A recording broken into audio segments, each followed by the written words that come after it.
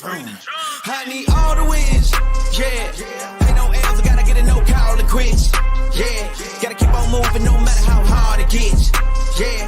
Better move out the way, cause I'm coming with harder hits. My head is as hard as a brick, but I'm harder than all of this. You better move, you might get knocked out, knocked out. You better move, you might get knocked out, knocked out. You better move, you might get knocked out, knocked out. You better move, you might get knocked out, knocked out. My heart on my sleeve, stretch, seal my greed. That's how I get it, success ain't no given. Some days I don't eat, I don't sleep. When I'm focused on dangerous, down wonder when I'm anxious. Ain't no limit till I tank, I'm running on fumes. The opposition don't amaze. The roads racing through the pavement, get your hands out of my bag. I know this because I've been in it, I don't need to brag. I guess that's what happens when you taking care of your business. But some family, you do the math. I'm out of my pocket, Houston, we got a problem. I ain't perfect, let them watch me elevating. Got them nauseous, cause I'm the pilot in the cockpit. Nose diving in the option, woo. Watch how I get ahead, watch how I get ahead, watch how I get ahead. It's time! Welcome to DFS by the Numbers with your host, Brady. Better move, you might get knocked out, knocked out. You better move, you might get knocked out, knocked out. You better move, you might get knocked out. What is up, everybody? Welcome to DFS by the Numbers and welcome to Best Bet for UFC 299. We got Sean O'Malley going against Marlon Vera 2. We have an absolutely stacked card from top to bottom. We have 14 fights to work with, and I can't wait to break it down here. We got fights starting in just about 2 hours. And yeah, I'm excited for these fights. I'm excited for the show. I'm here with Johnny K. We got TB. We got Mike as well in the building. We'll start with you, Johnny. Are you looking forward to UFC 299? No, I don't. I think this is the worst card they ever put together. Like in UFC history, it's terrible. No, this is an amazing card, top to bottom. I'm looking forward to at least probably 8 fights, and yeah, I can't wait till they come out so we can watch them. Okay, we got TB in the building. TB, you looking forward to UFC 299? Dude, I'm so excited. I got the new place, the new setup in the basement now, the UFC zone. I got Guru chilling over here already. What could be better? Can't wait for these fights to get started. And man, I'm just ready to have a good time. If you guys know my style, I hope you're ready because you're in for it. Ready to fade the narrative, TB? Oh, I'm ready to move the line with my $20 if you don't know. So we're fading the narrative. We're moving lines. You better look out because line mover. It's listen to it, I'm just saying it could be JV City. You never know. We'll see. And then last but not least, we got Mike in the building. Couch Warrior, what is up? You looking forward to UFC 299? Yeah, it's impossible not to. I mean, a card is sick when you can't figure out who's going to win for half the fights. Like, my picks have been changing all week long. I don't even want to fill out the Tapology thing because I just don't have the confidence for the main card. So I'm really looking forward. I think it's going to be a banger. Heck yeah. All right, guys, before we get into it, if you guys could please do me a favor, leave a like on the video. Subscribe here to the channel. We go live every Saturday, 2 hours prior to the prelims. I did link down these guys' channels in the description. We got Johnny K, we got TB on Chronic Combat Conversations, and we got Mike on Couch Warrior. Go check all them out. Go subscribe to them. And then lastly, you'll find down below the rules for Best Bet if you are new, and then also the current standings as well. So, yeah, do want to shout out the chat. Before we get into it, we got MMA Goulash, first one in the building. This card is absolutely stacked. Even the prelims, yeah, I agree. Even the prelims are definitely stacked. We got TikTok vids. We got Nick. We got Nick O. We got Sean V. We got Tanner, the Better 101, Snap It MMA. We got Parlay Patton, John D. We got our boy Monk in the building. What is up, Monk? Chandler. We got Clark. We got Salvador. We got Sniper with the 199. Appreciate you, Sniper, saying good luck on y'all's bets. Good luck to you as well, Sniper. Thank you for joining us here on Fight Day. We got Elder in the building. We got What a Bet. We got Andrew Boats, Gus, Kevin, Jesper, Nervins. I think I covered just about everybody. I appreciate you hanging out. If you guys can, please smash the like button. All right. I say we get right into it, guys. So we have 14 fights. Victor DeJesus, I see you as well. 14 fights, which means we have 4 passes. So typically don't get this many passes. We got a lot of fights, and even after the weigh-ins, all these fights have stayed on. So 4 passes to work with. We're going to kick the card off with Marina Marose going against Joanne Wood. We got Marina Marose minus 205. We got Joanne Wood sitting at plus 175. Kind of a weird narrative fight where you got Joanne Wood. This is confirmed to be her retirement fight. And then you got Marina Marose, who is confirmed to be on OnlyFans, posting spicy pictures. So it's a very interesting fight to kick off the night. We'll kick it to Johnny. What are you liking for your best bet, or are you passing to kick it off? Oh, I'm going to pass on this bad boy. There's a lot of fights tonight, and I'm just going to watch this one. I have no official bet on it either, but I am going to pick Wood. I'm just going to take a shot. I think this fight's a little bit closer than the line says, and I know Wood's going to come out. I think she is anyways. Going to come out there with a little bit of, will and wants to win this fight. It's her last fight, obviously, and I just don't fully trust Marose 100%. I don't know if she's going to go get those takedowns either, because she is going to have the grappling edge here. But I'm going to pass on this one, but I'm picking Wood. All right, Johnny using up one of his 4 passes of the night. TB, what are you liking for this fight?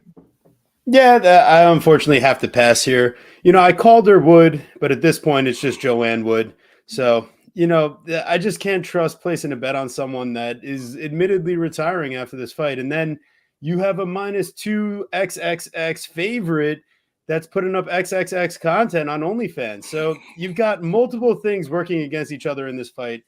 Does it need my money? Yes, I'll probably have $5 on it, as the fight's about to start, on something degenerate like Marose by knockout at plus 1,100. For the terms of a competition or actually recommending stuff to people, please, I feel like I can in good conscience with the ability to pass on 4 fights this week. I know some of my other friends recently haven't had that option as much to pass on as many, so I'm going to take the pass here. No Joanne Wood and Marina Marose for me, except, I'll move the line with that $5, though, just you wait. All right. So taking another pass, so 2 passes. Couch Warrior, are you passing on this fight, or is it something you like? Hell no, I'm starting it off hot. Can you do me a favor, Brady? Could you, because in New York, FanDuel's not showing it, could you tell me what Marose round 2-3 knockout is? I could. Give me 30 seconds. But you can talk about why you like it, though. Oh, yeah, for sure. I mean, look, at the end of the day, I just think Marose is a better fighter, especially in this point of their careers. I'm never backing someone who's said maybe 14 times in her Instagram post at this point that she's retiring and that this is her last one. Like, she Wait a second. Did you say Marose KO 2-3? Yes. Plus 3,100. Yeah, let's do that. Yeah, let's see. Because look, I understand everyone thinks it's going to be a sub, and I get it. Yeah, Joanne Wood's been subbed like 5 times, never been knocked out. But for me, it's always this thing where if the line is crazy wide between the sub and the KO, it's like people forget that ground and pound is a thing.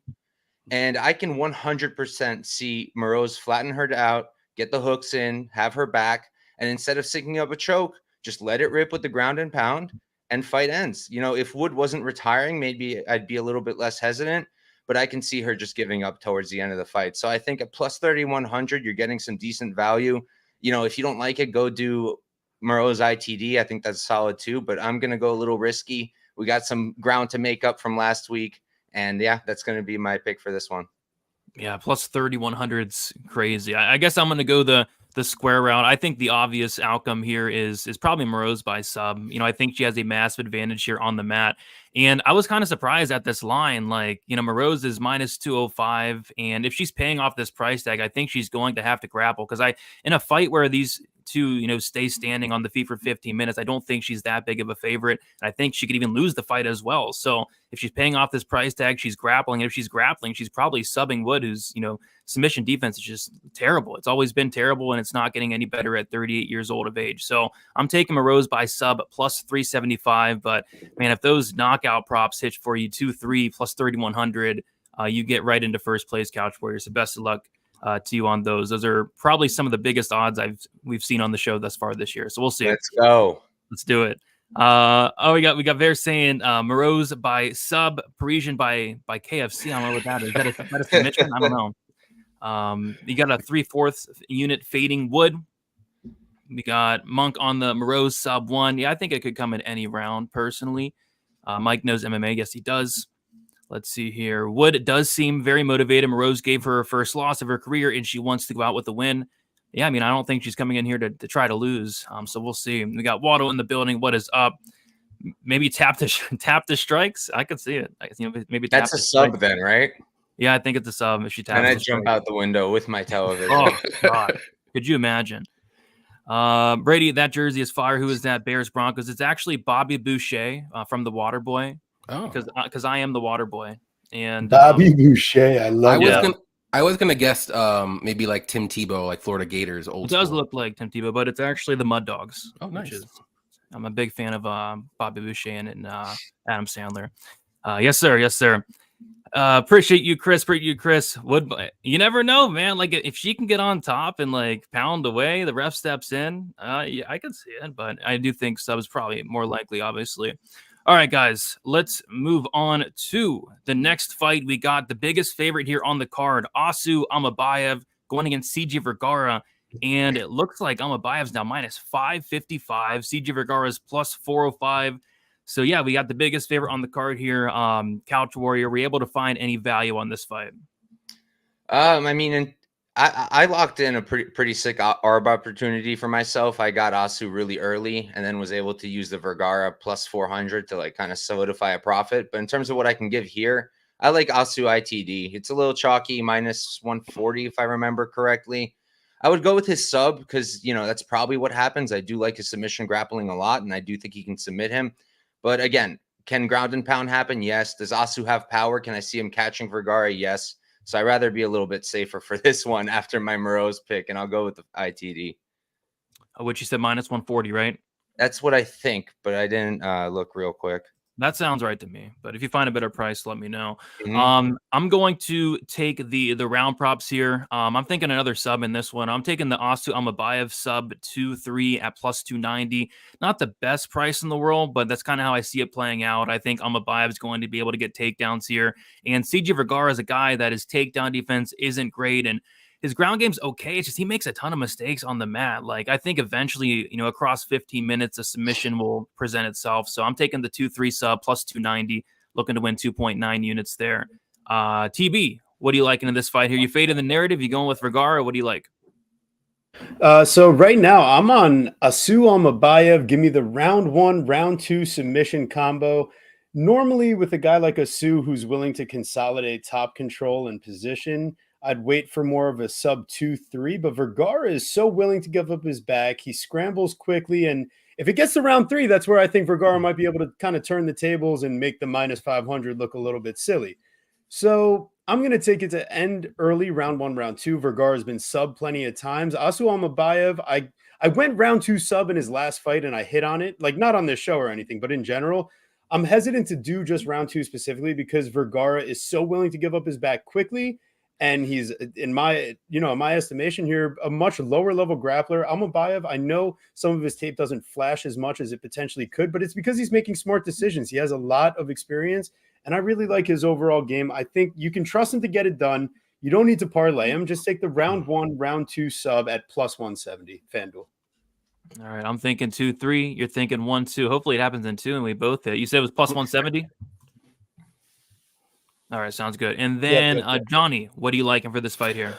You know what? I'm gonna go a little contrarian to everybody. I'm gonna go the over 2.5, and that's at plus 124. I think both guys are pretty well rounded. I do favor Amayev a little bit more on the ground, but Vergara does have pretty decent submission defense. He can scramble as well. I know he got subbed by Taira, but Taira is on another level than Amayev on the mat. So I think both these guys are pretty durable as well. So I think Amayev wins, but I think it's going to be like either super late. It might bite me by 30 seconds or a minute, but I think it's going to be either late or he wins by decision. So give me the over at plus 124. All right, over 2.5 plus 124, kind of fading the narrative there, Johnny. I like it. We'll see. I think one of us out of the panel will definitely be right. Let's see what we got in the chat here. Vergara can run, but not from the skill. Yeah, I think that was the 3rd time he's missed weight. So, yeah, might be moving up in the near future. And a lot of times when fighters have been missing as of late, it does help them for some reason. Whether they, Depends why. Depends why. Yeah. If they missed because it was a terrible cut, then it's not going to help. If they missed because they just stopped trying, then, yeah, why not? I'm as confident in Amayev to win as I am that the moon will come out tonight. Okay. Shout to my guy Forrest. It's easy. Asu by sub. I hope so. Victor saying Asu by 2nd round sub. I hope so. Asu 2-3 submission. Very, very, very likely that Vergara gets submitted. It's on the table. It's definitely on the table. Milan saying Asu easy money. Could be. Let's see here. Is today the only fans fade with Marose? I'm not fading her, but I think Johnny said you're picking against her. Yeah, right? I'm taking a shot. Yeah. Are you betting? Are you betting against? No, her? I have no bet on that fight though. but I'm just going to take a shot with my pick.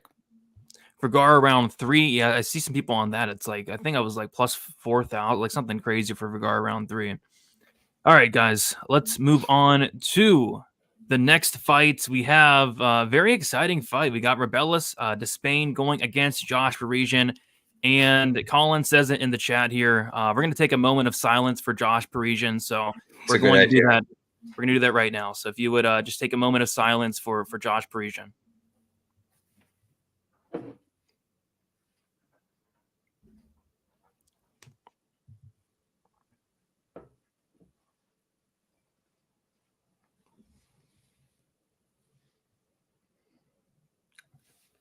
All right. We got Rebellis Despain minus 370. We got Josh Parisian plus 305. And I'll kick this one off. Let's do it. So I think that there's a really good chance that Rebellis Despain not only wins this fight in the first round, but wins it in 60 seconds. You know, the odds aren't great on it, but I kind of think it could potentially hit. His last 3 wins have come all under like 20 seconds. I think for a combined like 20 seconds. It's crazy. And I kind of have a feeling that Josh Parisian's going to go out there and try to strike with this guy, which is going to end very, very poorly. So give me the fight to end in 60 seconds. I couldn't find Despain to win in 60 seconds. So just taking the fight to end in the very first 60 seconds at plus 350 here. I think Rebellis, he has the death touch. I think he touches up Josh Parisian and knocks him out within the first 60 seconds there. So plus 350 for that. Johnny, what are you liking in this fight? Yeah, I like Despain here. I'm just not a big Parisian fan, as many people aren't. But I'm going to use my pass here. I just can't really find anything crazy that I love. Like Despain round 1 KO is like minus like 170 or some range. So to me, that's not anything to run to the table or run to the books and try to bet. But now that you said that, Brady, though, on DraftKings, if you do Rebellis and then like under a half a round, that's plus 230. So that could be something. Now I'm talking myself into it. Can I do that? No, I wanted to do that. Can I steal what you just said? You want to? I was gonna pass, but now that you said that, it like made me think about it. And I'm like, okay, all right, I kind of like that. I'm stealing it. I wanted to. Let's do it together. All right, so that's plus 230. 230 on DraftKings if you do a same game parlay. Just Despain and under a half a round is plus 230. I like that. Okay, I'm on that too now. So I switched to Johnny's. I switched from a pass. So there we go. That's why we like this show. TB, what do you like for this fight? Damn it, we're all brothers, aren't we? I came in here, except my play was just the under 0.5 for plus 170. I don't even need to include Rebellis in here to get a nice plus number, just in case, right? Just in case. I'm going to stick with that. We're just doing under half a round for plus 170. And here's my thought is that Josh Parisian, he's in for a mix of despair and pain. And who better to whip that out than Rebellis Despain? So this is it should be a good time. Hopefully, Josh. He didn't have like a real nickname from the UFC, so I went ahead. I know Molly's already got the name. Guru yelled at me for it, but Josh the Meatball Parisian. I think his body type and kind of all the herbs and spices he's got going on, it's like it kind of lines up, right? So Josh the Meatball Parisian, he's probably going down in half a round, but just in case he pulls it off, I got a little extra coverage on these guys. All right, so yeah, the fight has to end within the first 2 minutes and 30 seconds. I think that's very much on the table. Couch Warrior, were you able to find anything on this mess of a fight? Well, I was gonna pass, and now I kind of want to join you guys. Hey, I mean, everyone's doing it. Come on. It's either that or it's Rebellis by submission. I'm just kidding. Man, I won't hate you, Mike. See, my issue with what you guys are doing is it makes sense, but if Parisian just cage clinches him for 2.5 minutes, I'm again going to need a new TV. So I'm going to call this my pass. I'm going to use this as a pass. Okay. All right, passing on the Despain fight. And yeah, I was checking Parisian's Instagram. It doesn't really look like he's working on cage pushing or wrestling. It looks like he's working like he's doing like wide receiver drills. It looks like he's running through the cones. He's running through the ladder. I don't know what he's doing. I'm sure his cone drill's at least 11 seconds. So Yeah, I mean, he's working on that footwork. I don't know if it's going to come into play here, but we'll see. You guys took a moment of silence for every pound. My goodness, Monk. Despain 60-second KO. Josh Breach. Oh gosh, yeah, that Ngannou knockout was hard to watch. That was pretty rough. I saw that. Yeah, I did see him, Meatball. I mean, he's working on that footwork. I just don't know if that footwork is really going to come into play. He probably should be working on, getting the fight down to the mat. Despain in the under half a round plus 175. Somebody said that the 60-second for Despain is like plus 700 on their book. That's kind of crazy as well. Nothing to discuss, guys. It is Rebellis to win in round 1. Yeah, I agree. I think that's the most likely scenario. We got Uncle Weezy in the building. Shout out to Uncle Weezy. Good luck to all your bets, everyone. Good luck to you as well. I don't know if you just came in here, Weezy, but we took a moment of silence for poor Josh Parisian getting fed to the wolves here and probably getting knocked out in the first 60 seconds. But can I bet that there's on Bet Online actually they have the Josh Parisian strike set at 9.5, which I don't think I've ever seen it set that low, but my goodness.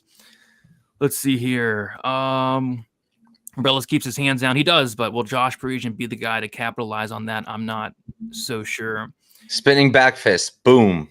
Oh, yeah, he does do those spinning back fists. He's a very athletic heavyweight, Josh Parisian. Like I said, he's always working on the footwork, the ladders, the cone drills. He's a very athletic heavyweight. Doesn't really look like it, but he is. He's sponsored by a cookie company, though. Is he actually? Yeah. That makes everything better. I don't know what cookie company, but it's like a monthly subscription one. And wow, I heard somebody say that. I thought they were like making a joke. I saw it. That's interesting. Goodness. Because he had like a little ad for them on his Instagram or Twitter or whatever it was. I see. That's interesting. All right, let's keep moving on, guys. By the way, we have 808 of you in here, which that is definitely a record. And let's try to set the like record as well. So the like record, I wrote it down before the show, is 363. We have 810 of you in here. Smash the like button. Let's break some records for this phenomenal card. All right, we'll keep moving on. We have a very intriguing fight here. We got Michel Pereira going against Mikel Oleksiejczuk. This line's stayed the same all week. It's Michel Pereira minus 145. We got Mikel Oleksiejczuk sitting at plus 125. I'm looking forward to this fight. I'm a big fan of both guys. I think this fight's going to be fun. I'm going to kick it to you first, Mike. What are you looking at for this fight here? I think this is going to have to be my second pass. I like Michal to win, but I'm not confident enough to give it out as a best bet. All right. I'll join you. I haven't used the pass up yet. I have 4 of them. I'm going to use my pass up on this one here. Initially, I thought I would be betting Mikel Oleksiejczuk as an underdog, but I don't know. His interview kind of spooked me. He basically said that, for this fight, he basically fired his coaches. He doesn't want to pay his coaches. He's going to be his own coach. He doesn't have any training partners. He's training with his friends. So I don't know. I don't want to hear that what was that? I do want to say, we were talking about this on the panel on Thursday, and I pulled it up because I wanted to check on Instagram. I don't know who his old coach was, but he is in gyms, and he is with real training partners with muscles and stuff. So I don't think he's just in the garage hitting pads with his boys. He's so definitely it's not robots. He's not training with robots or anything. He's just not in a big camp, but I don't think he ever was at a big camp. So he's doing the Zoom training, right? Through Zoom, like Max Holloway did. Back Max Holloway, exactly. Yeah, so I'm passing on it, man. I think at the end of the day, that this could be a close fight. I think, there are some paths from Michel Pereira. I think if he can grapple here, Mikel's grappling's terrible. So, but I can't trust him to do that also. So, he might gas yeah, I mean, the gas tanks of both guys, really, it's a fight I'm just going to sit back and watch and enjoy. Johnny, what do you like for this fight here? I am all over Pereira here, so obviously I'm going to play this one, but I'm going to do Pereira by sub or decision, and that's at plus 140. Mikel has been subbed 4 times in his career, and obviously if this fight does get to the mat, he's going to Pereira is going to have the way better grappling on the mat, but I could see a decision win from Pereira as well. I don't think he's going to get a knockout. Oleksiejczuk is pretty durable, but yeah, give me that. I like that one a lot at plus money. So Pereira sub or decision at plus 140. Yeah, I think that's a great way to get Pereira to plus money, honestly. TB, what are you liking in this fight here? So personally, I'm attacking this matchup. I'm also on my fitness consigliere, Michel. Now, when you're facing a guy who changed his nickname, it's Hussar, the artist formerly known as Lord. I got Michel Pereira minus 150 and the over 3.5 minutes. Hit the little same game parlay button on DraftKings. Listen, Mikhail, his moment of truth is going to come early in this fight. Can he put on the pressure, get Michel to the cage, and land the body head combos that he needs to finish this fight? The longer it goes, the more we're playing into Michel. I don't think Oleksiejczuk's gas tank has gotten any better from all his death gassing performances I've seen. Michel has gassed out a couple times. That was in his first couple fights down at 170. I mean, how did this guy make 170? Exactly. So, I mean, come on. And Oleksiejczuk, he probably should be figuring out a way to make 170 because it just seems like he's still not in the best shape he could possibly be. But yeah, I mean, you guys brought up a lot of other good points. Front kicks to the body are going to be the biggest weapon for Michel, as well as the ability to just threaten and mix in the takedowns. His lateral movement side to side, and I think just from distance, he's got better power. So I don't think Mikhail even gets into the range where he needs to cause damage before he's gassed out. That's my pick. I got Michel. Give me over 3.5 minutes with it to get you plus 105. I'm sorry, you're confused me. You're saying Michel, Mikhail. Who you like? Which one? Which guy? You You gotta got? say the last names. It's Yeah, crazy. I'm so confused. Pereira. You're on Pereira, okay? Because Yes. I was so confused. So you're on the. So sorry.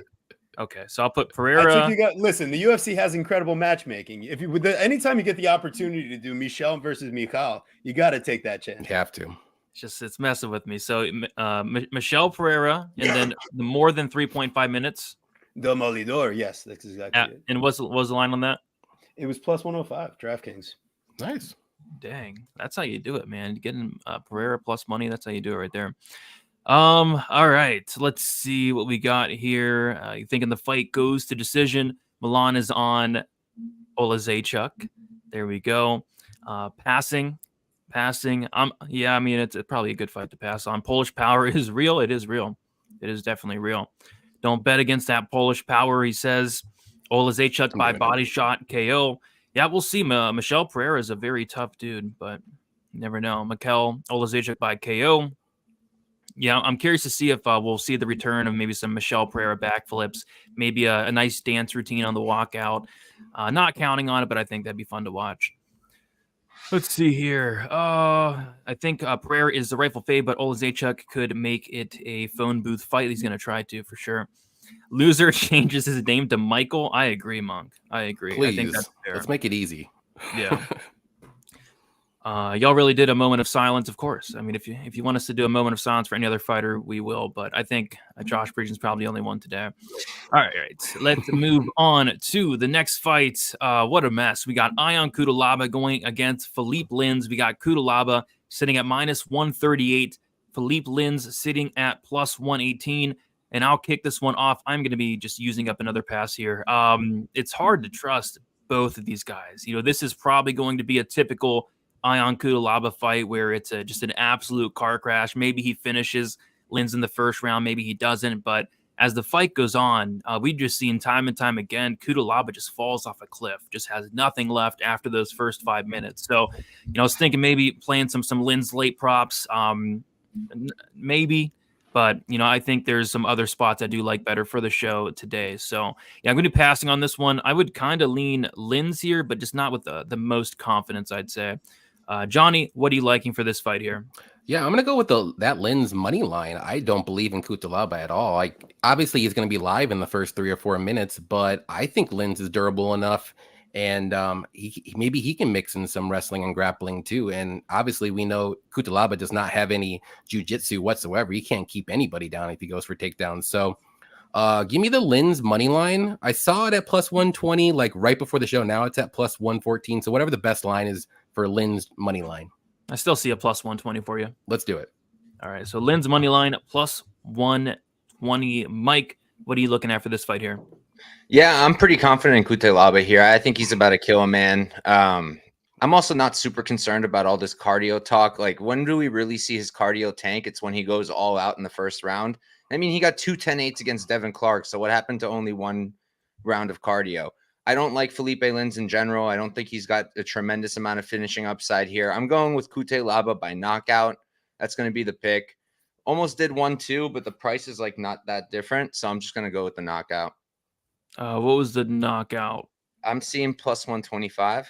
All right, plus 125, Cudalaaba knockout. And then TB, what are you liking for this fight? I like the opportunity to watch this fight and get to pass on it for this show. Personally, I just think that this fight is going to be the most entertaining from just a ridiculous stupidity standpoint, that I don't know that I need more than like $5 on it. So I'll pass for the show's sake.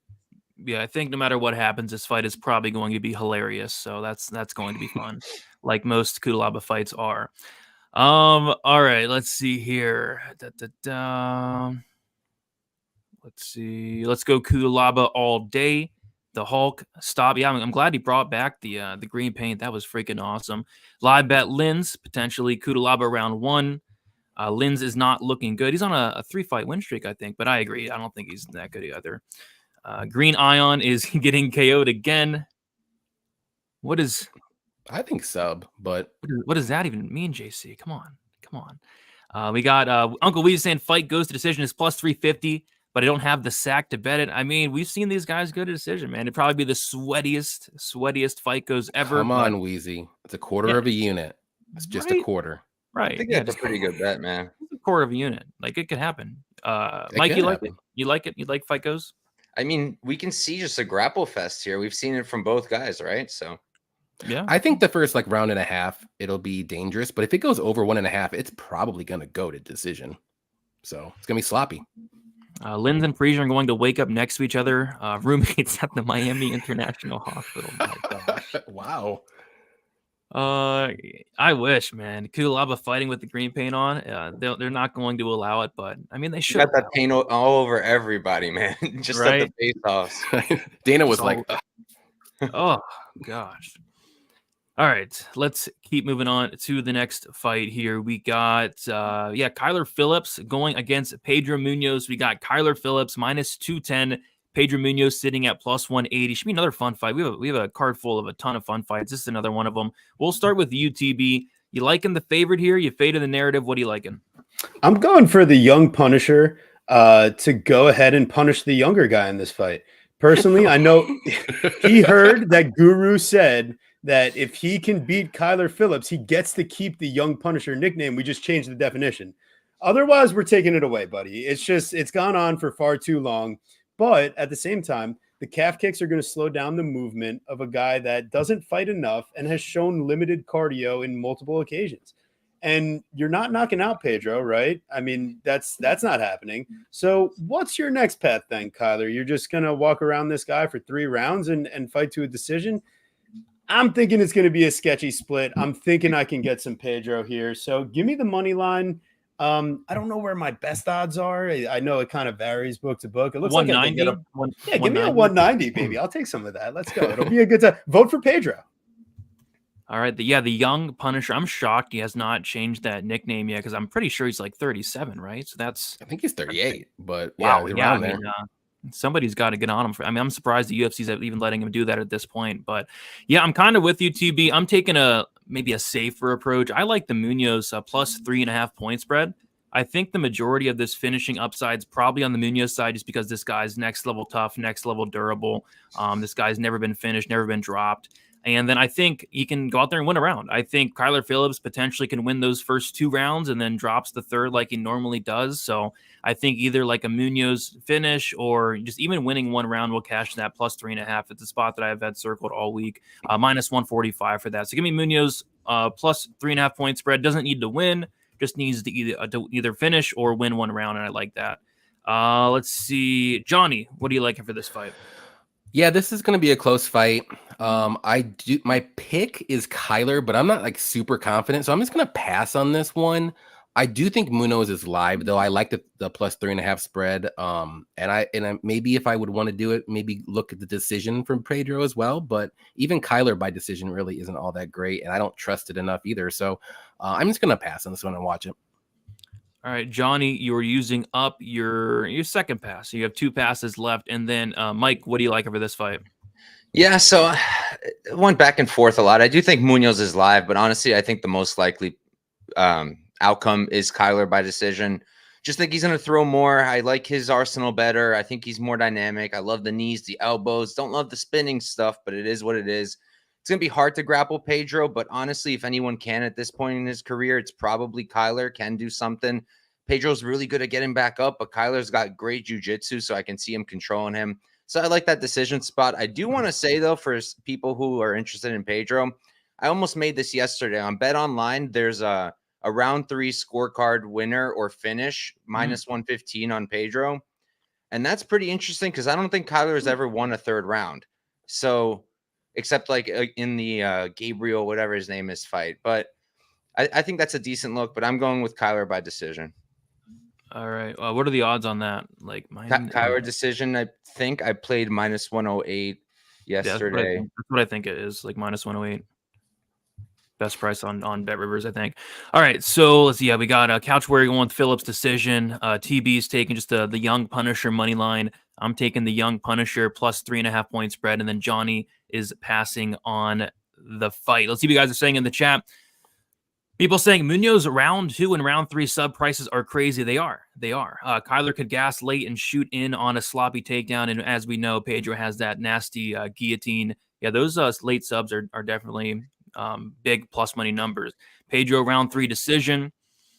Agreed. Far too long, like Nathaniel the prospect would. He's gotta get rid of that. It's been. How long is he gonna be a prospect, Nathaniel Wood? I don't know. Let's see. Pedro to finish is plus 600. Goodness. I don't like Munoz or Phillips. I don't mind either guy. I think they're good. Kyler is, to me, is garbage. I don't know. I don't think he's garbage. I think he's pretty solid. Shout out to Trevor. Trevor's actually coming over from Twitter, it looks like. I was able to shout out to Cody Blood Money, able to set up the stream to go to Twitter as well now, which I think is very cool. It's crazy what technology can do. Yeah. And he says, thoughts on Marose by sub. I think I'm the only one on Marose by sub. I think Couch Warriors on like the 2-3 KO at plus 3,100. And I think the other guys are just passing on the fight. But yeah, I think it's in play. Pedro's taking it. It could be live, man. It could be live. We'll see. And then Sergio liking the fight goes the distance. I agree, but I think it's like minus 260. So you are paying a premium for it. And the prelims start at 6 Eastern, which would be an hour and 22 minutes. All right, guys, we got to move on to the next fight. We got the second biggest favorite on the card. We got Mateusz Gamrot going against Rafael dos Anjos. We got Mateusz Gamrot minus 410. Rafael dos Anjos is plus 340. We'll start with you, Mike. You able to find anything that you like on this fight here? So, I'm going to give a pick on this fight just because I need to pass on later ones, but it's going to be a boring, chalky pick. It's going to be Gamrot by decision. It's like, I think I saw minus 165 as the best price. It's just, I don't see him finishing. I don't see, I don't really think RDA wins. I just think Gamrot's going to grapple him the entire damn time. Submission is an interesting look, but I'm not going to go that far. I'll just lay the chalk this time around. Yeah, best price is minus 155, and I would know that because I'm going with the same thing. It's just, I think it's the most obvious outcome. I think Gamrot's going to go out there. I think the striking could potentially be competitive, but where I think he does win this fight is going to be with the wrestling. And not saying Gamrot is the best at controlling his opponents, but what he is really good at is he's a chain wrestler. He's going to go out there and attempt, upwards of 15 to 20 takedowns if need be. So yeah, I think Gamrot goes out there. I think he wrestles. I think he goes out there and wins a decision. But yeah, it's not the best price tag. It's minus 155. So laying some juice on it. But yeah, I am pretty confident. Gamrot does win the fight for what it's worth. But give me the decision minus 155. I'm right there with you, Couch Warrior. Johnny, what are you liking for this fight here? Yeah, I agree with you guys. I think Gamrot does win by decision, but I'm just gonna pass because I don't. I want a little bit better odds with that. But yeah, I just don't see RDA winning this fight. If RDA gets out wrestled by Luke, what's Gamrot going to do? I think it's going to be even worse. So give me Gamrot by decision, but I'm just going to pass though. All right, looks like we're all on the same page. TB, are you fading the narrative? A lot of people thinking Gamrot decision. It's finally time. I'm fading the narrative. It's Gamrot by knockout. It's plus 350. It's not going to be the same way it happened with Rafael Fiziev, but I think Gamrot is coming out here, and it's just the high pace. Like, Dos Anjos needs to take breaks. Gamrot is not going to let you take a break. And that's where I think he kind of shows it's not elite power on the feet, but between his pressure and his ability to kind of time the right things, I think at least there's at least a little something in fading the narrative here. Listen, we have a minus whatever favorite. How does he cover that money line? By finishing the fight. So if he's going to win by a decision, I get it. And maybe it's just crazy, wonky live movement. But at the same time, we've seen Mateusz Gamrot finish plenty of fights in his career.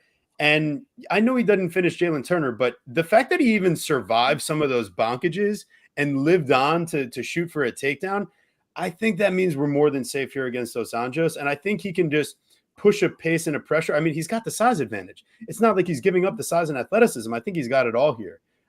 So I think it's more of an attritional finish than anything. But I think it's by knockout. You're not subbing Dos Anjos unless you fracture his jaw in the middle of the choke or whatever. That's the only one on his record. So I'll take it the knockout finish. I think he slows down typically. And in a 3-round fight with Gamrot, that's like a 5-round fight against most people. He's like Curtis Blaydes says, maybe Gamrot is like the Marab of the 155 division. Is that something? Or? No, but I thought it was hilarious when Curtis Blaydes said he was the Marab of the heavyweight division. I thought that was funny. He was like, yeah, I'm the Marab of the heavyweight division without the cardio. So that was hilarious. Let's see what we got here. Gamrot decision, minus 155. Yeah, I think that's probably the most likely outcome. Milan saying this should be easy for Gamrot. Boring decision. Agree with Mike. We got Travis saying, let's go, baby. The tits are out this weekend, and we're motorboating all the way to the top. Looks like he's picking Josh Parisian to go out there and get the win. We got Gamrot by TKO due to injury. He's had a couple of those, huh? If that was a line, I would probably play that. Yeah, I feel like the 2 fights through the 7 are safe parlay area. Gamrot will shoot a sloppy takedown and get caught in a submission. That would be wild. I don't know if I see that. RDA is washed. Yeah, he's 39. Gamrot parlay piece. Yeah, I think he's a safe parlay piece. I think he wins. Gamer by sub, says Guru, plus 1,100. Insane. RDA could shock here. Yeah, it certainly would really surprise me if he went out there and pulled off the upset, to be honest. Let's see here. RDA, crafty man. He could make it to a decision than anything. You're right. I mean, these judges, they're terrible. I mean, they're awful. They're blind. They don't know what they're watching. And if it does go to decision, which it is, we could get some nasty, dirty scorecards from some of these terrible judges. All right. Let's move on to the next fight. We got 2 more fights on these prelims. We have Macy Barber going against Caitlin Chookagian. I'm sticking with Chookagian. We got Macy Barber minus 165. Chookagian is plus 150. Looks like some money today has came in on Caitlin Chookagian. Macy Barber, she was like minus 220s. Now she's minus 175. Caitlin Chookagian was plus 189 at the highest, currently plus 150. So yeah, money looks like came in on one Caitlin Chookagian, and I'll kick this one off. Yeah, I mean, I think it is probably a dog or pass, to be honest. I think it's a fight that goes to decision way more often than not. I think it's a fight that's going to be close. And you take a look at really both these fighters, Macy Barber and Chookagian. Like, I think there's a lot of terrible decisions in the Macy Barber's fights. Like, I think there's some fights that she clearly lost. And then as far as Chookagian, I think there's a ton of fights that Caitlin Chookagian clearly lost. Like, I think it's one of those fights where it goes the distance, it's close, and then you're just gonna have to rely on these judges to do their jobs, which they don't typically do. I think we get a split decision here, and that's what I'm going to be playing. It's not the best split decision price in the world. It's plus 275, but I think there's a very high likelihood that this does go the distance, which the fight goes the distance is minus 325. And I think there's a high likelihood it's very close. I think the judges, they're going to maybe, fall asleep during the fight. Maybe they're on their phones. Maybe they're going and getting a beverage, missing half the fight. So I think we can get some weird scorecards here. Give me that split at plus 275. TB, what are you liking for this fight here? Personally, I'm liking Macy Barber. It's just I don't feel like the money line is playable at this juncture.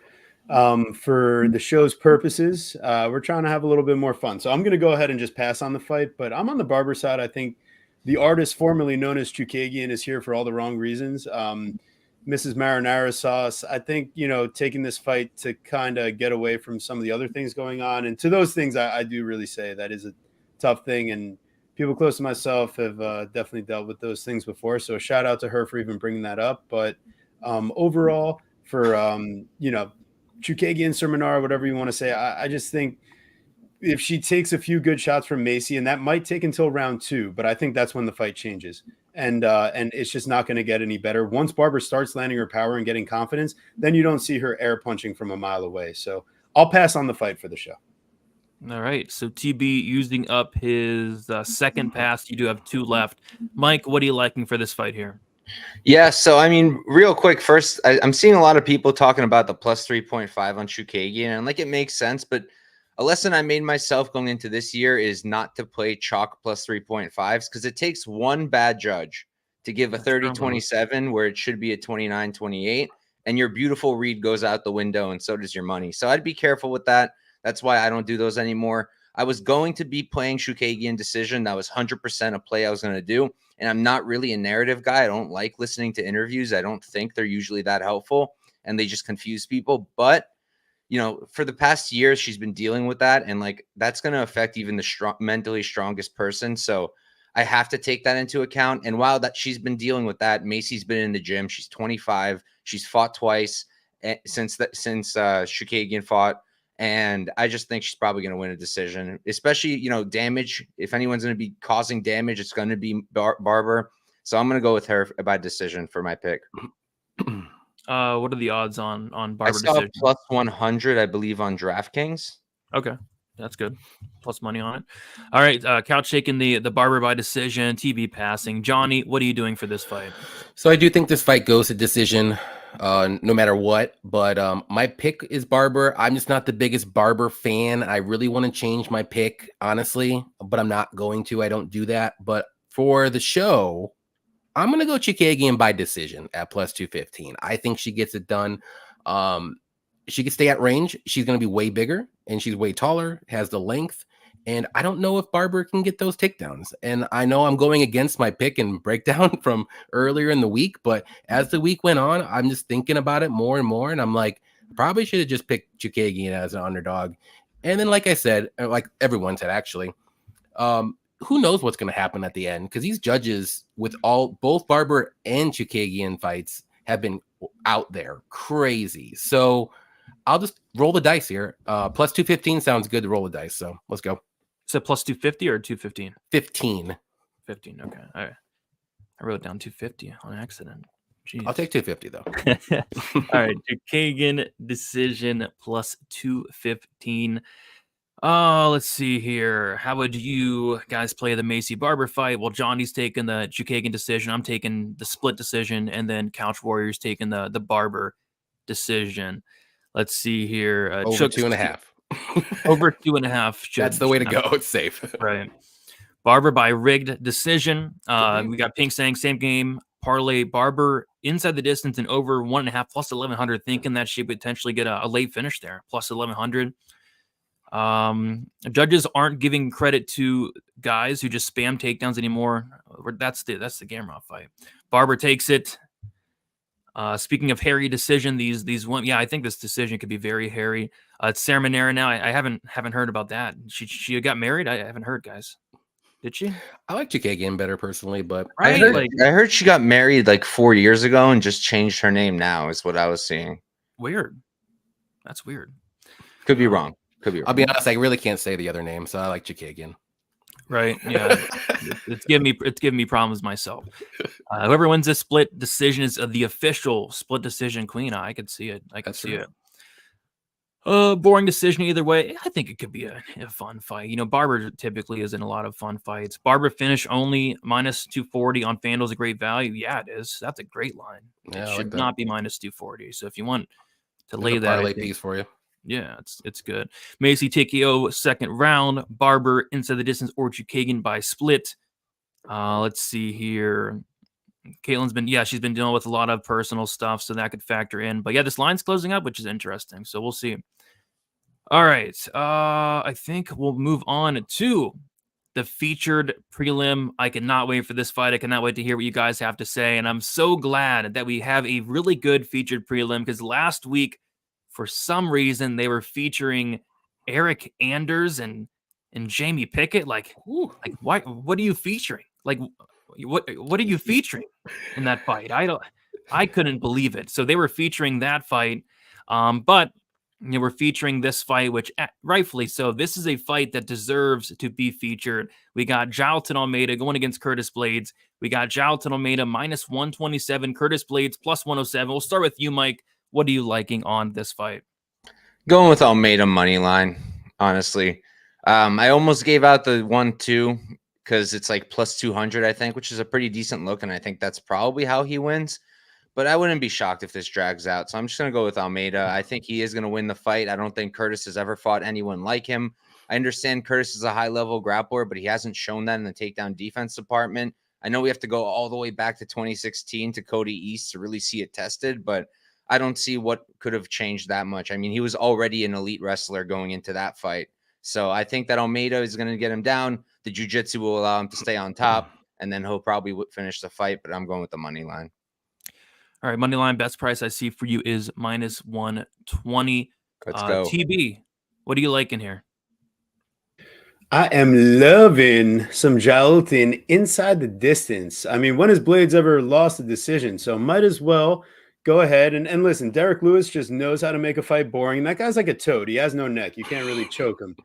Curtis Blaydes, he's willing to get out of there, it seems. You know, if you put him to the precipice, it seems like he's willing to just join the light, you know, follow the light. You don't want to do that. But Curtis, there's a reason. His name rhymes with a certain thing. You know, I think Blaydes got AIDS. And if you're on that side, it could get ugly. So I'm going with the Jailton Almeida inside the distance. You know, this is all a joke, obviously, but you know, I don't want to get sued at no, you know, on my posters, you know what I mean? But anyways, no, ultimately I just think that Blaydes, you know, maybe in another lifetime, but it's clear like Almeida, he's put on the size necessary, and I think he's a little bit more special in the way he does it, whereas Blaydes was just kind of like big enough and had enough of a motor and enough of a game plan against the right guys in the past.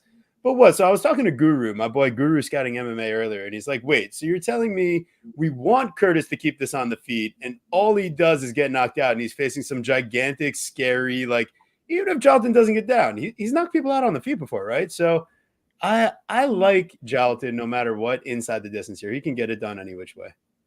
I think the best price I saw on that inside the distance was plus 150. Did you find better? No, that was it. Thank you. Plus 150. All right. So for me, I'm going to get a little kind of crazy here. This is going to be my biggest plus money prop. I'm liking Almeida to win this fight. I'm doing the sub special round 1, round 2 on FanDuel at plus 410. I think he gets back to his submission ways here against Curtis Blaydes. You know, in terms of, you know, Curtis Blaydes, we know his offensive wrestling is really good, but defensive wrestling, it's a question mark. And what is also a question mark is what he looks like off his back. And I have a feeling it's probably not that good. You know, Jailton Almeida is a legit BJJ black belt. I know he didn't sub Lewis, but, you know, this guy Jailton has 20 wins. 19 of them come before the third round starts, and 18 of them come under 1.5 rounds. Like, this guy's a finisher, and I think he gets back to that here. I think he takes down Blaydes, gets on top, and gets that head and arm choke. So plus 410 for Jailton to sub Curtis Blaydes in round 1 or round 2. So yeah, so far we're all on Almeida, which is interesting because there's a lot of people very confident on Blaydes. Johnny, are you on Blaydes or Almeida here? Yeah, I'm pretty confident on Almeida here, and I also think he gets the sub, so I'll just be a little safer and go with just a sub prop at plus 275. I think he gets it done first, second, or third. I don't think it gets to the third, but like I said, I just want to be safe just in case. So I just think he's got the better, you know, jiu-jitsu, and I don't know if Blaydes is going to be able to know what to do when he's on his back, to be honest. And I think it's going to get there eventually at some point. All right, so it looks like we're all on Jailton Almeida in some sort of fashion. Got guys on the money line, guys on the inside the distance, guys on the sub 1-2. We'll see if it works out. What are you guys on? Meatball Jailton with a big hammer there. Jailton round 1. I think it can come in round 1 too as well. Jailton money line max play. A lot of Jailton. Almeida says Milan. Let's see here. I've seen Alexander Volkov take down Curtis Blaydes. I have as well. 5th round, though. I'll give him that. It's probably still. Surprise. I was on Blaydes till face-offs. Jailton is juiced to the gills. Yeah, and he matches up. Yeah, he weighed in at 241, which is the heaviest he's weighed in thus far. So, let's see. He does. He definitely does. Jalton plus 150. Yeah, so Jalton did go to plus money for like a second, and then it was gone shortly after. So Nano got in on the plus money. Blaydes is getting smoked. Jalton is a boxer first. Yeah, I laugh every time he says that. He says that he's a boxer first, and I laugh because he's only landed like 7 distant strikes in his entire UFC career. Like, we never seen him strike. But yeah, he's a boxer first. He's a boxer first. Love it. Love it. It's the Dawkins fight that changed everyone's narrative. Right. Give me the under 1.5. I don't hate it, dude. Like, Jalton has, 20, 22, 23 fights. He's been under, like, the majority of those fights. Let's see here. If you wrestle into a BJJ guy for 50 minutes, you're asking to get tapped out Almeida by sub. Yeah, I hope he subs him, man. Blaydes will be number 3 for Jalton. Title shot next. Almeida didn't sub Lewis in 5 rounds, but y'all think he subs Blaydes. Yes, I think that Lewis fight was an outlier, man. That fight was weird. It's like he bet the decision prop. Like, I'm almost convinced he bet the decision prop at like plus 2,000 because I don't know. It was weird. He tried to finish Lewis in the first round, but after that, it looked like he kind of just gave up. And I don't know. But I'm throwing that fight. If you watch any other Jalton fight, he's not doing that crap. So I think it gets back to his finishing ways here. All right. So we went through, and maybe he does front kick Blaydes. I would laugh my ass off if that happened. That's true. Blaydes knocks him out cold. Holy crap. All right, guys. So we have 1,428 people in here between YouTube and Twitter, which is like a record and like double the record. So appreciate you all hanging out. If you guys have not already, be sure to smash the like button. Let's get those likes up. Let's try to break the like record as well, which is 368. I think we can get there. And then also go subscribe to these guys. Links down in the description. And we're going to do a quick recap of the prelims, make sure we got everything right, and then also let the people know what we got going on. All right. So we got myself. I'm taking Marose sub plus 375. I'm taking Amayev sub 2-3 plus 290. Taking the Despain plus the under 0.5 rounds plus 230. Passing on the Pereira and Cudalaaba fights. I'm taking the Munoz plus 3.5 point spread minus 145. Gamrot by decision minus 155. Barber in split plus 275. Then Almeida sub in rounds 1 or rounds 2 at plus 410. Johnny, you're passing on the Marose fight. You're taking Amayev. The over 2.5 rounds plus 124. You're taking the Despain and the under half of a round plus 230. Pereira sub decision plus 140. Philippe Lin's money line plus 120. Passing on the Phillips and Gamrot fight. You're taking Chookagian decision plus 215. Almeida sub plus 275. John, does that all look right thus far? Yes, and I just looked. We have about 186 likes, so we need to get up to that number 360. So let's keep it going. Let's do it. TV, you are taking a pass on the Marose fight. You're taking Amayev sub 1-2 plus 170. Despain under a half of a round plus 170. That means either Despain or Parisian could win under half a round. Pereira in the over 3.5 minutes plus 105. You're passing on the Cudalaaba fight. You're taking the Munoz money line plus 190. Gamrot KO fading the narrative plus 350. Passing on the Barber fight and taking Almeida inside the distance plus 150. Does all that look right?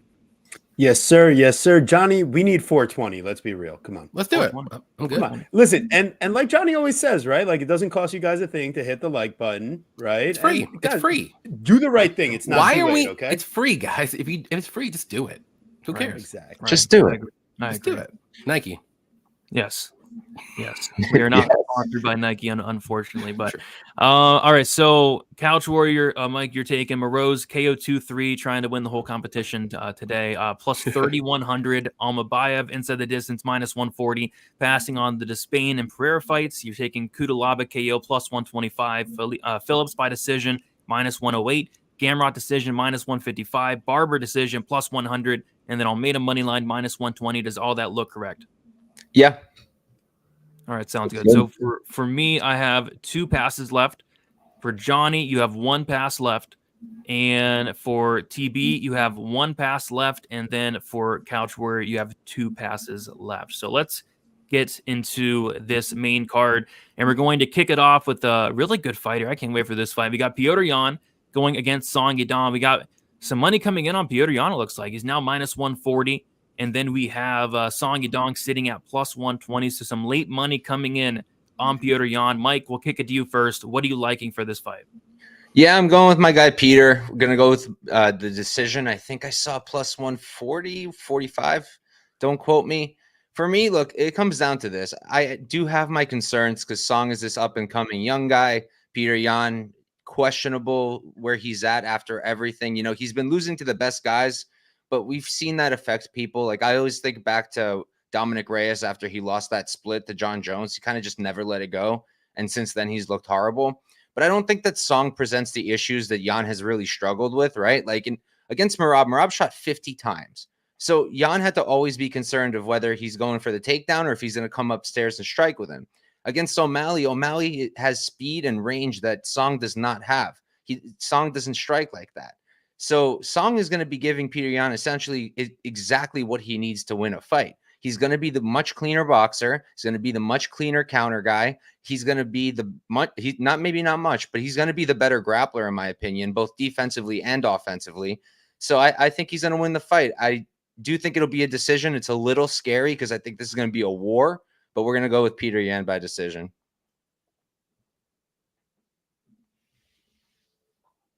Oh, you're on mute. You're on mute, Brady. Of course I am. Of course I am. Gosh. So yeah, I'm gonna use up my third pass here.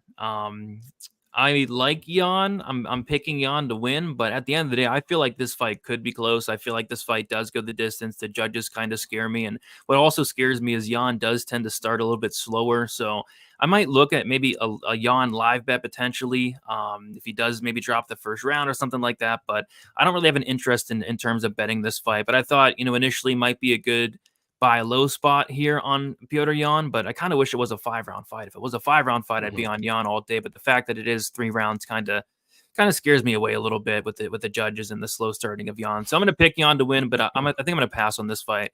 Johnny, what are you liking for this fight here? Yeah, I'm gonna pass as well. I think this is a super close fight. My pick is Song. I just have a gut feeling, but I mean, it's hard to not, back Yan like a decision. So I think both fighters are going to go to obviously it's going to go to decision, but I'm not comfortable, putting a bet on either side. So I'll just pass it. All right, Johnny, you have used up all your passes, so no passing from here on out. And then TB, what are you liking for this fight? A lot of people think it's going the distance. You fade in the narrative, or you agree? Man, I am on Piotr Yan, but I'm going to cut out a little bit of the shenanigans for the full distance. I'm on Bet365. I'm doing the same game parlay. I got Piotr Yan money line and the over 1.5 plus 105. Did just enough to get me there, and I'm saving 7.5 minutes where Song Yadong's been hit plenty. And if Piotr Yan is striking at all 3 levels like he normally does, listen, I think something could happen. So I'm going to at least keep that plus money opportunity. I'm going to be maxing out the I guess a 5-unit play on Piotr Yan in general in my life. But for here, I got a plus 105 on the over 1.5 for you. Hope you enjoy it. It's Pistol Pete, baby. Cutting out some of the shenanigans and getting Yan at plus money. Don't hate it. Let's see. Yan money line. No need to overthink. Smidge on the KO for Yan at plus 650. The dude does hit hard, but man, both these guys have some chins on him is the thing. Yan has been losing to superstars. He's still great. Song is a few years away. Yan by decision. I'm leaning that way as well. Florida crowd and judges ready to cook up. The Florida judges are going to scare me for sure. And I think a lot of these fights do go the distance, which is kind of terrifying. We got a Shavkat Rakhmonov fan in the building. I'm a fan of him myself. How can you not be? Yan is 2-1 in his last 3 fights. The judges' decisions are a weak narrative. Yeah, the judges suck, man. And this fight probably goes to decision, which is scary as well. Yan, a decision plus 700, drops 1 round and takes over the second. I'm kind of seeing it the same way there. Let's see here. Yan is going to have the Yan must have forgot performance. Yan finishes Song. I hope Yan gets back on track. I mean, it's tough to see how I think he's 1-4 in his last 5 fights. Not good. All right. Let's keep moving on to the next fight. We got a very fun fight here. We got a striker versus grappler matchup. We got Jack Della Maddalena going against Gilbert Burns. We got Jack Della minus 163, Gilbert Burns plus 143. Looking to hear you guys' thoughts on this. We'll start with you, Johnny. What are you liking for this fight here? So I'm going to go with Jack here, and I think he gets the KO in rounds 1 or 2, and that's at FanDuel at plus 230. Yeah, if he gets that boxing going early, which I do think he does, and I think he's going to knock out Burns. Burns is a little, he's a little hittable, and we've seen him in a lot of wars as of late. And I just don't think this fight goes over 2.5 rounds. If you want to say either side, I think Gilbert, if he gets that grappling going, he might be able to get a finish, or JDM gets the knockout. So I'm sticking with my pick, which is Jack Della. I think he gets a knockout in rounds 1 or 2, plus 230. Yeah, I think he does as well. I'm going a little bit safer, I guess. Cover the 3rd round as well for me, but I'm just going with Jack Della Maddalena inside the distance, plus 150, which I find is very interesting considering some books actually have the knockout prop at like plus 140. So you might as well just take the inside the distance. Is he going to sub Burns? No, but you know, anything can happen. So yeah, just give me Jack Della inside the distance, plus 150. I'd be lying if I said I wasn't worried about what happens if this fight does get taken down to the mat, but I think he's able to stuff a lot of these takedowns. I think he's able to, if he does get taken down, to work his way back up, survive on the mat. And when it's on the feet, I love the striking of Jack Della. The amount of power this guy has, the volume, I think he's going to get Burns a lot of problems. And I think the knockout does present itself at some point in this fight. I'm not sure what round. That's why I'm just going with the inside the distance. But yeah, I'm kind of with you there, Johnny. I think it probably does come early. So Jack Della inside the distance for me. Mike, what do you like for this fight? Yeah, I think I'm going to pass on this one. This is one of the fights that I've been having the hardest time with. I kind of think that Burns is going to win, honestly. I think the grappling upside's there. And Jack's a fantastic striker, but I just think the grappling discrepancy is really wide, but I'm not confident enough to take the bet. And I do have a bet on Fight Goes, but I don't want to give it out on the show because that one's stressing me out too. Yeah, that is a very stressful bet. It could hit, but you will be stressed for sure. TB, what do you like in this fight? I'm fading the narrative, baby. Give me Gilbert Burns. You're telling me we got this super high-level black belt versus a guy that's in deep arm triangles against Anjos and Basel Hafez? Like, this is really who we're like, listen, he couldn't stay out of those positions against those guys. Gilbert Burns is able to take down Wonder Boy. Now, his last performance. Okay, he took his last performance 1 month after the Masvidal fight, where he probably never fully recovered. Huge guy, cutting down extra weight. He's on all the vitamins down there in Florida. He's in his home territory right now. He's got all the fans. He's also coming back, having taken the time off, dedicated himself back to just like the recovery aspect. He took 3 fights in an 11-month period. He needed the rest. So last time he did that, he comes back and he goes toe-to-toe with Chimaev. Let me tell you something. Jack Della is not Chimaev because guess what? Even Chimaev didn't want to play on the ground with Gilbert. I think Jack Della is just dumb enough to play on the ground with Gilbert.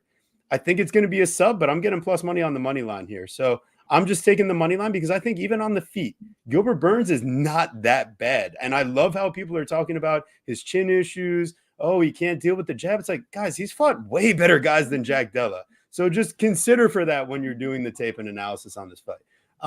Now, listen, Gilbert could end up face first on the floor. I'm taking the 37-year-old guy here at 170. So, you know, I understand what could come with that territory, but I also feel really good. Like, this is a you must have forgot spot because Gilbert really has what it takes to make it happen. It reminds me of the Petr Yan thing. It's just I think Petr Yan's got a little bit more chin and respect from the public here. And that's why we haven't seen – I mean, well, Gilbert opened the favorite, right? Like, right? When we go back and look. So let's take a look. Kind of. I mean, minus 150. Yeah, on Bet Online, he did. Yeah. Exactly. There you go. Thank you. So ultimately, I'm just saying I think that this is a little bit too much for Jack Della. Given the deficiencies he's shown, they're like, hey, buddy, we saw where you were at in those other fights.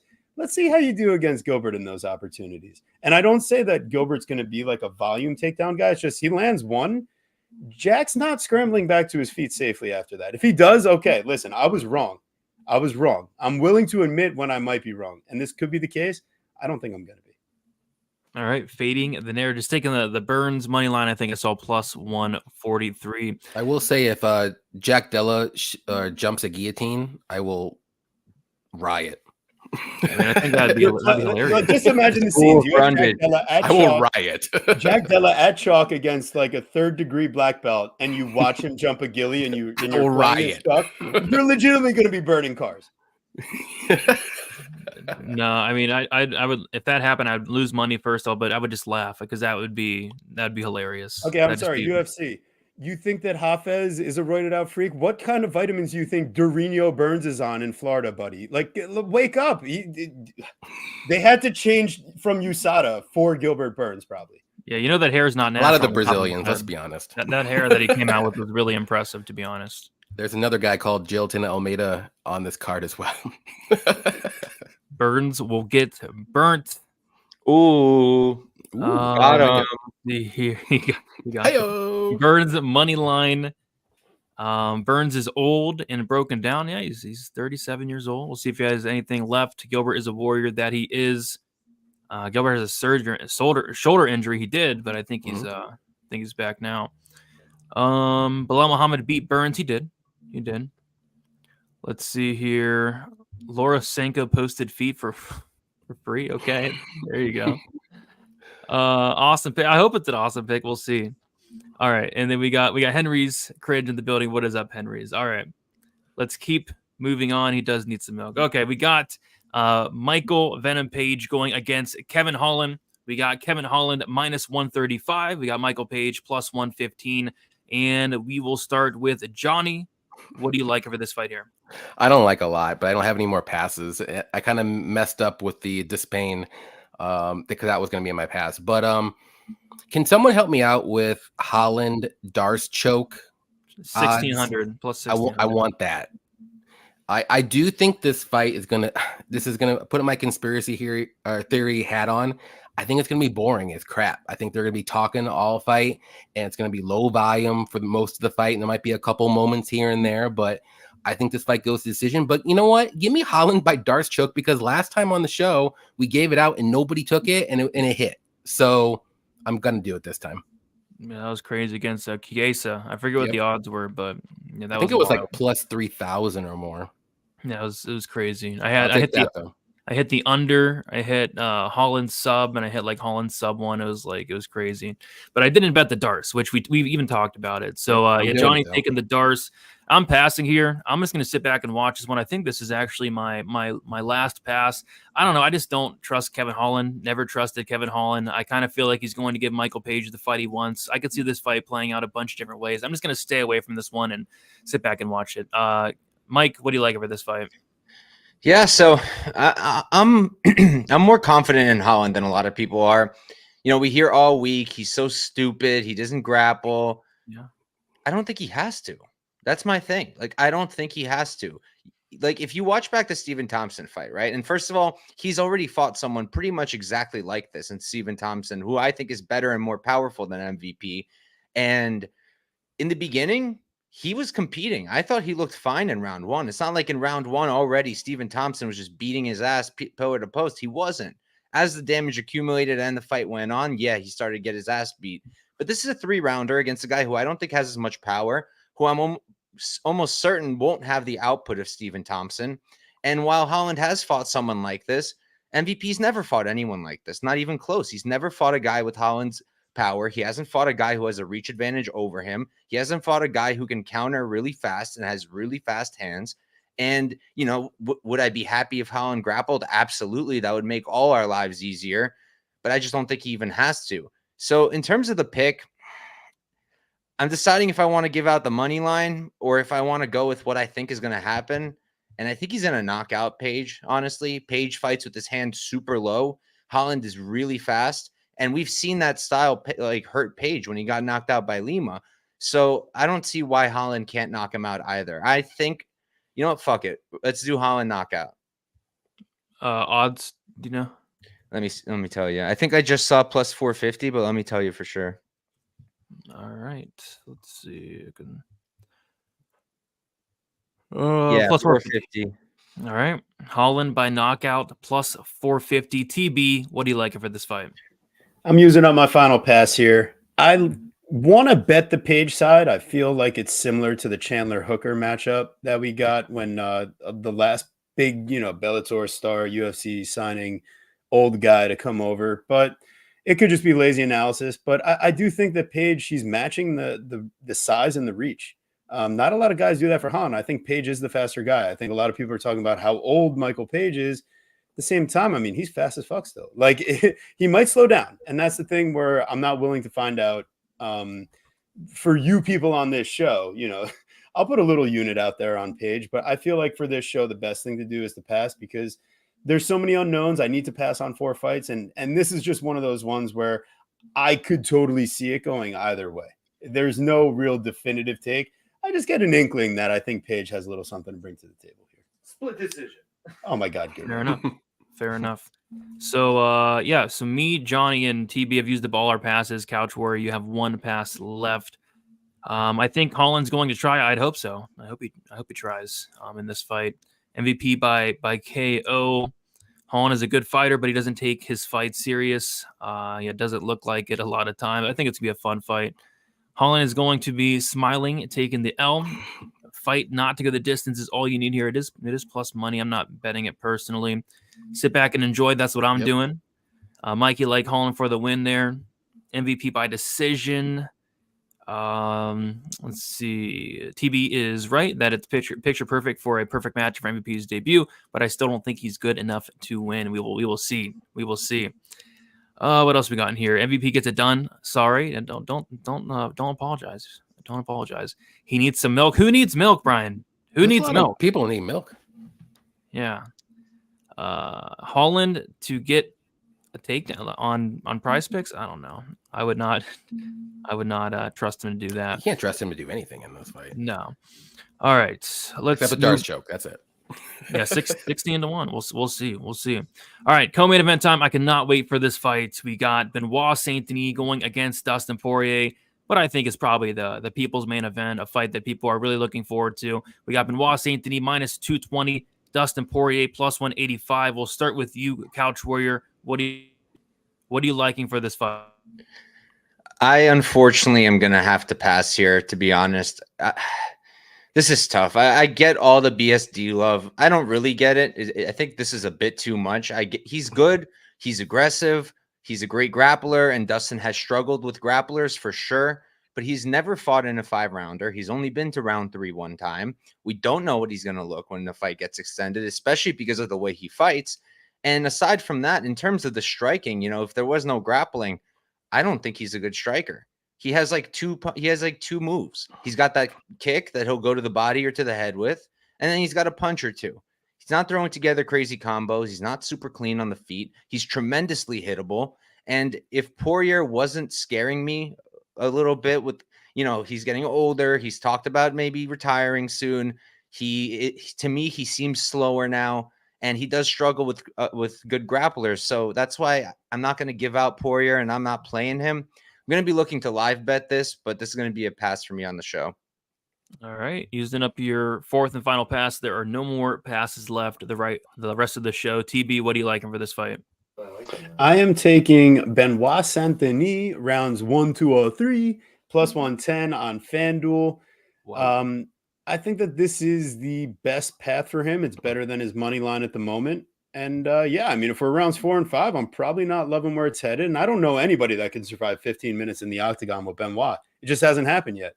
And when you watch Dustin Poirier on the cage, and I was there in person, by the way, for the fight against Michael Chandler.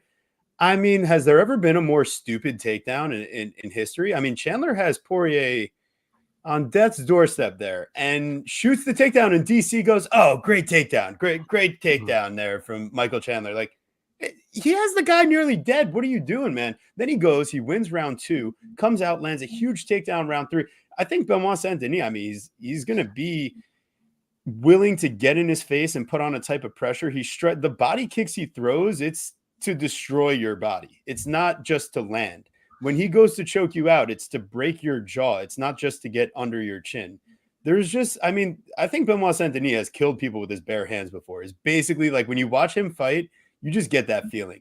And in this matchup, I mean, Poirier had to get a little message from his agent that, hey, man, they gave you enough to take this fight. I don't love it. I don't love it. And knowing that he's like, yeah, I'm getting towards the end here. I mean, I know it's realistic, but I mean, Volkanovski was also talking that way too, about coming to terms with his age. And you fight the right killer like that. Like, they got Benoit on one of those special contracts, man. He wins this fight, we're looking at a title shot sooner than later. And I think that they gave him the right matchup. Poirier, he's willing to play from bottom, and he's willing to stay on bottom. And Benoit, he's more than willing to do what it takes. I think he can win by submission or knockout. So I'll give you round 1, 2, or 3. Yeah, that's crazy. I was actually looking at the 1, 2, 3 earlier in the week, and they had it at plus 100. And I thought, if anything, it's probably going to get, bet there and become worse over the week, right? But plus 110 now, I think that's kind of wild. For a guy people out there, they love Poirier. Everyone, he's a big fan favorite. So as more people are like, oh shit, he's fighting this weekend, and then that's going to affect the prop market, right? Yeah, but plus 110, I'm on that as well. That is my bet. I agree with everything you said. I think that, Benoit Saint-Denis is getting Poirier at the right time here. Poirier, he's only 35. It's not like he's old, but in fight years, he's very old. This guy, every time he steps into the cage, this guy's in just an all-out war, all-out brawl. This guy's been fighting forever at this point. So Benoit Saint-Denis, younger by, I think, 7 years at this point. I think at this point, he's the more durable fighter. He has the grappling upside here. I think he subs Dustin Poirier at some point in this fight. I don't know which round. I'm thinking like round 2, round 3, and that's why I kind of like the 1, 2, 3 there. But that's what I'm going with as well. Benoit Saint-Denis to win in rounds 1, 2, or 3 could be knockout sub. I don't care as long as it happens in those first 3 rounds. So I'm right there with you, TB. Johnny, what do you like in this fight here? Yeah, I'm with you guys with Saint-Denis. I think he gets this one done. He's just a killer, and I can't pick or bet against him until I see otherwise. And I'm going to go with the Benoit Saint-Denis submission rounds 2, 3, or 4 on FanDuel at plus 340. I think the first round will be like one of those rounds where they're gauging each other, and maybe Poirier wins the first round. But I think round 2 hits, I think he's going to use more of the grappling. I think he's going to get him on the ground and tire him out, and I think he's going to get the submission either rounds 2 or 3. And I'm just taking the 4th round just in case. So plus 340 on FanDuel. Benoit Saint-Denis sub 234. Yep. All right, 340 you said. Yeah, 234 at 340. I kind of like that more than mine. Gosh, thank you. I won't take another one. You want to take that? No, I'm joking. I won't do that again. I already did it once. It's all good. It's all good. Yeah, both these guys are dogs. Let's see here. I can see a Benoit Saint-Denis head kick, DP thinking of it from last fight. Yeah, probably, True. Man. Benoit Saint-Denis, easy. Cody saying, or Cad saying, Dustin by KO, he has so much big fight experience that age becomes irrelevant. He has a ton of big fight. Every fight he's in nowadays is a big fight. Levels to this. Well, yeah, what are you guys' thoughts on the rumors that Benoit Saint-Denis has the staph infection on his face? I don't know if it's even a rumor. I mean, it's pretty clear at this point. Right. I think it's a pimple. You think it's a pimple? Greasy European hair product. I've had pimples before, yeah. Like that? Yeah. That doesn't look like a pimple. Man. I don't know. Johnny, I think you might have had staph, my brother. Well, maybe then. I don't know, but it was fine. Y'all must have forgot. Maybe we forgot. We'll see. You guys trust Benoit Saint-Denis with 5 rounds. That's kind of why we're picking 1, 2, 3. That's why we're picking. Yeah, I don't think it's gonna go 5 rounds. I don't think it goes that long though, to be honest. Either way, honestly. And yeah, Dustin is 7-0 coming off of a loss. But with that said, I'm going BSD. There you go. Fading the narrative. Benoit Saint-Denis' gas tank is crazy. We'll see. How do you know that? Yeah, we don't really know. Saint-Denis 4-5 decision. Saint-Denis by finish. People are. I'm pretty sure nobody's forgetting who Dustin Poirier is. Come on. Who's DP? I mean, Johnny might. I don't know. I don't know who DP is. He's Dustin Poirier, Johnny. Oh, Gotcha. Let's see here. It was from a gun range. Gosh, I don't know about that. That's a crazy cope. Yeah, I don't. Diamond by ground and pound. All right, I say we move on to this main event. Before we do so, if you guys have not, smash the like button. We are like 83 likes away from the like record, which, come on, I think we can. Come on, guys. We got it. We could do it. All right, so smash the like button. We got Sean O'Malley going against Marlon Vera. We got Sean O'Malley minus 251. Marlon Vera sitting at plus 211. Cannot wait for this fight. I think, like I said, the people's main event's probably the Benoit Saint-Denis fight, but this fight is good as well. I'm really looking forward to it. We'll start with you, Johnny. What are you liking for this main event? So I do think O'Malley wins this, and I do think this goes to decision, but for some reason, like, I have a little bit of doubt, and I kind of just want to go with the value here. So I'm going to go with Vera rounds 4, 5, or decision on FanDuel at plus 390. I think if Vera, if there is going to be a finish, it's by Vera, and I think it's going to be later in the fight, and I think he can maybe squeak out a split decision because this is I think it's going to go to decision. We've talked about it all show. the judges are a little crazy this year, and we're in Florida. They're a little crazy there as well. So plus 390 with Vera 4-5 in decision. I think that's a little good. So I'll take it. Plus 390. Dang, plus 390. Okay. Yeah, I think that's not a terrible look.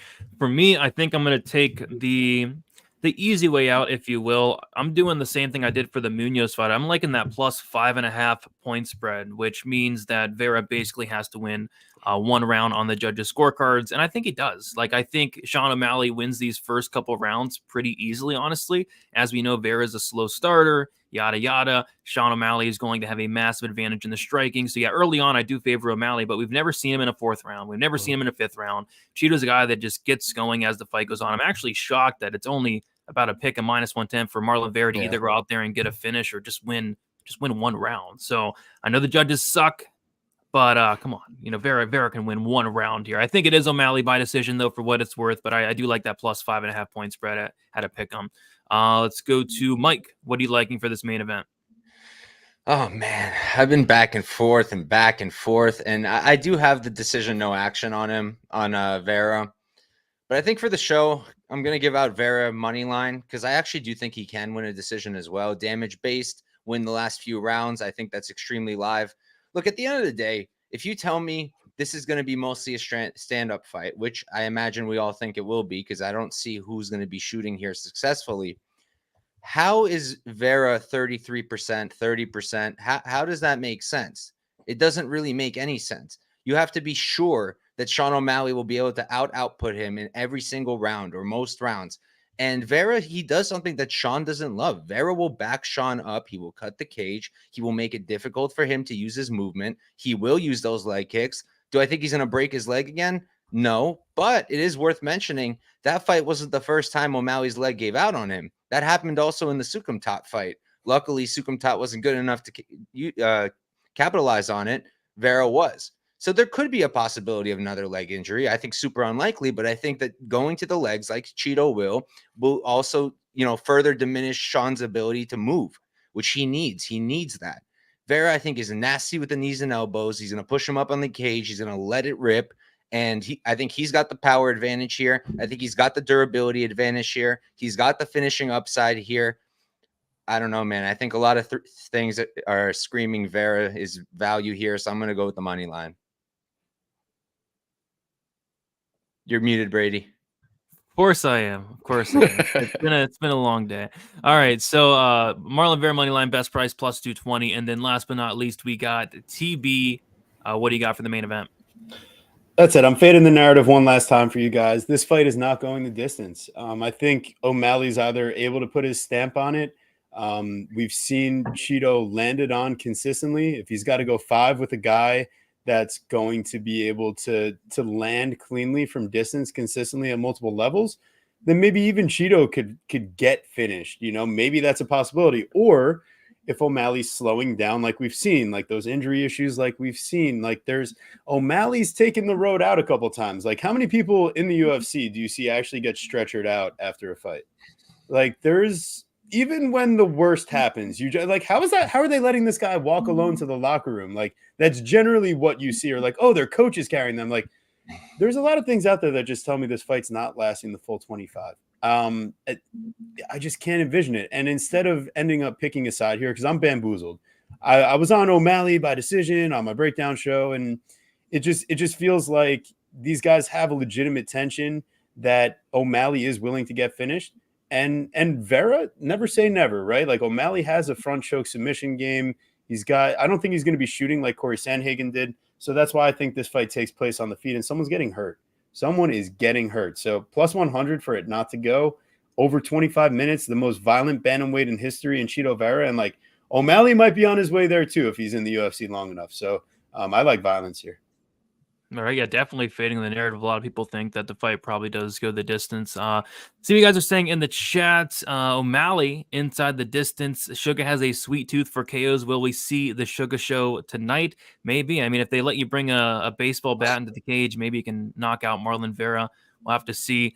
Vera inside the distance. Let's see here. Suga KO in round 3. Doesn't Vera have to win 2 rounds if it's a plus 5.5, not 1 round? I'm not sure. I haven't bet it yet. Is that true? You'd have to do the math.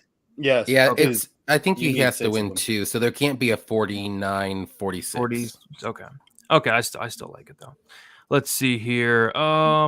Imagine a full fight night and it's just bantamweights. I mean, that would be freaking awesome. Judging is so bad. Yes, it is. Whatever, Monk. Whatever. This card's going to be. This card's gonna be awesome. Let's see. Agree. If you do have a gambling problem, be sure to call 1-800-GAMBLER. We don't. We all. Or just call Weezy. He'll pull up with the bag of oranges and you'll be good. Yes. Vera not liking Sean O'Malley. Suga got the KO power that he does. Cheeto in the over 1.5. If you want to improve that price tag, that's how you do it. Vera into the distance no action was plus 110 at some point. Yeah, I like that as well. I think it probably pushes, but I got that at plus 135. Nice. yeah, I think it all depends on I think maybe FanDuel might still have it at a decent price, but I'm not sure. All right. Gosh. We'll move on to the best bets here. All right. So best bets for the whole card. We're going to quickly just roll through them, and then we're going to give our best bet for the whole entire card. If you hit this best bet, your profit's going to double. So say, for example, Couch Warrior's best bet is Marose to win by second or third round knockout. Not only will he get that 31 units, but he's going to get 62 units, and we might as well just all quit at that point. So How'd you know that's what I was going to do? Are you serious? Might as well take a shot. I mean, what else would I want to double? I don't know. Well, let's not. We'll give you time to think about it. We'll start with me. Going with Marose sub plus 375. Amayev sub. Serious. Shut up, Siri. Going with Amayev sub 2-3 plus 290. Despain in the under half of a round plus 230. I'm going with a pass on the Pereira fight, passing on the Cudalaaba fight. Munoz plus 3.5 points, spread minus 145. Gamrot by decision minus 155. Barber and split plus 275. Almeida sub rounds 1, rounds 2 plus 410. Passing on the on fight. Maddalena inside the distance plus 150. Passing on the Holland fight. Benoit Saint Denis 1-2-3 plus 110. Vera plus 5.5 points, spread minus 110. My best bet of the card is going to be Almeida submission in round 1 or round 2 plus 410, looking to win 8.20 units. I think he's going to remind everybody that this guy, the Derek Lewis fight was an outlier, and he's going to submit Curtis Blaydes early on. All right, Johnny, you are passing on the Marose fight. You're taking the Amayev over 2.5 rounds plus 124. The Despain in the under half a round plus 230. Pereira sub decision plus 140. Lynn's money line plus 120. Passing on the Phillips fight in the Gamrot fight. You're taking Chookagian decision plus 215. Almeida sub plus 275. You're passing on the Yon fight. You're taking Jack Della KO 2-3 plus 230. Actually, I think that's KO 1-2, right? Yeah, 1-2. Yeah, I was gonna say that. And that's why we do this. You're taking Holland Darshok plus 1600. Benoit Saint Denis sub in rounds 2, 3, or 4 plus 340. And then Vera rounds 4 or 5 decision plus 390. Is all that correct? And if so, what is your best bet of the entire card? That is all correct, and I'm right with you with the Almeida bet. I'm gonna do the sub at 275.